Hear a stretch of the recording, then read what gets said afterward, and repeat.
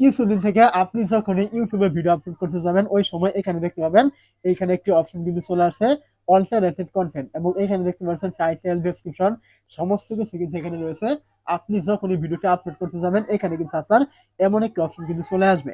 তো এখন এই অপশনটা কি, এটা আপনি এখানে ক্লিক করে এটা আপনি ইয়েস দিবেন নাকি আপনি নো দিবেন, কেনই বা নো দিবেন, কেনই বা ইয়েস দিবেন, এবং এগুলোর বিষয়গুলো কিন্তু মূলত আজকের এই ভিডিওতে একদম বিস্তারিত কিন্তু আমরা আলোচনা করব। তো এখান থেকে প্রথমে বলে রাখি, আপনি এখান থেকে ইয়েস কেন দিবেন? আপনার এখান থেকে ইয়েস দেওয়ার কারণ এটাই হবে, আপনি যখন আপনার চ্যানেলে কোনো প্রকার এআই রিলেটেড ভিডিও আপনি তৈরি করবেন, হতে পারে আপনি এআই রিলেটেড ভয়েস দিলেন, আপনি নিজের ভয়েসটাই সেটাকে আপনি মানে এআই দিয়ে আপনি জেনারেট করলেন, আপনার ভয়েসটাই আপনি এআই এর মাধ্যমে আপনি তৈরি করে আপনার চ্যানেলে ভিডিওটি তৈরি করে আপলোড করলেন। যদি আপনি এমনটা করে থাকেন তাহলে আপনাকে কিন্তু এখান থেকে অবশ্যই ইয়েস কিন্তু সিলেক্ট করতে হবে। তো যদি আপনি কোনো এআই রিলেটেড কোনো ভিডিও আপনার চ্যানেলে মানে আপনার ভিডিও হতে পারে অথবা আপনার ভয়েস হতে পারে, কোনো ফেস হতে পারে, যাই কিছু হোক না কেন, এক কথায় যদি আপনি এআই রিলেটেড কোনো কিছু তৈরি করে থাকেন তাহলে এখান থেকে আপনাকে বাধ্যতামূলকভাবে কিন্তু ইয়েস কিন্তু দিতে হবে।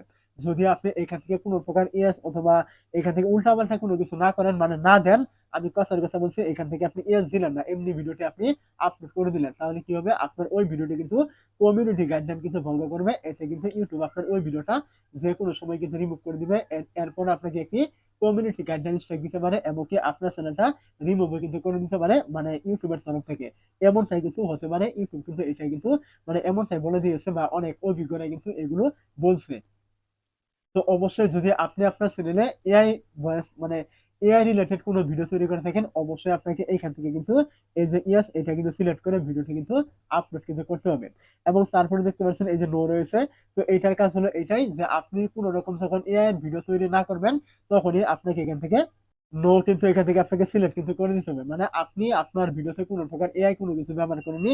আপনি আপনার ভিডিওতে নিজস্ব কনটেন্ট রয়েছে।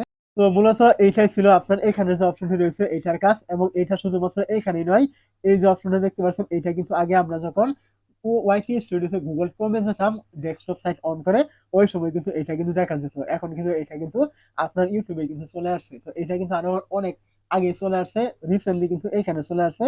এটা নিয়ে তো গান বাজনার কোনো রকম দরকার নেই।